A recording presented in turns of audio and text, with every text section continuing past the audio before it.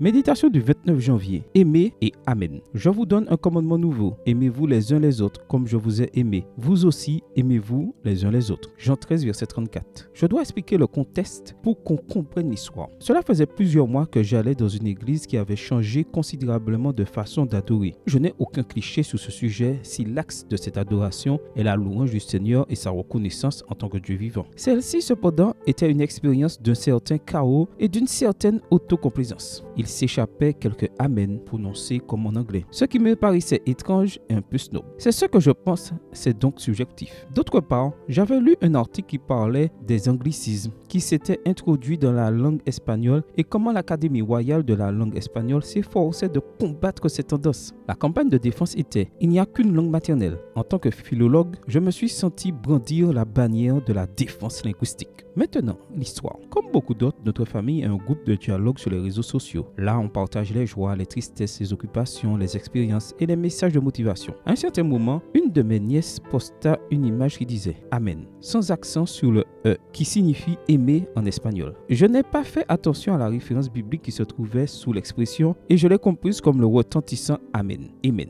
des derniers mois. J'ai donc envoyé une diatribe pour défendre mon espagnol bien aimé et sur la pertinence d'un beau « Amen » avec l'accent et signifiant « Amen » en espagnol. Ma nièce, très gentiment, m'a répondu que c'était le amen du verbe aimer et que c'était pour cette raison qu'il n'avait pas d'accent. Quelle leçon! Je m'étais perdu dans des discussions liturgiques et linguistiques et j'avais oublié le sens le plus basique de ce mot. Je ne sais pas ce qui nous arrive, mais nous vivons des moments houleux. La moindre situation peut déclencher une étincelle. Beaucoup de ces discussions portent sur des sujets faciles à résoudre par le dialogue et le consensus, de conséquences naturelles de l'amour. Les affaires de l'Église nous séparent souvent et la même chose nous arrive avec les réalités sociales. Peut-être devons-nous revenir au commandement. Oui, c'est un ordre de Jésus. Aimer et Amen. Aimer et c'est tout. C'est tout parce que s'il y a de l'amour, tout le reste est inclus. Si ce n'est pas inclus, c'est parce que ce n'est pas le véritable amour. C'est ainsi que fonctionne le pacte divin. Pardon pour ce dérapage. Je deviens plus tolérant avec l'anglais. Le paquet divin. Amen.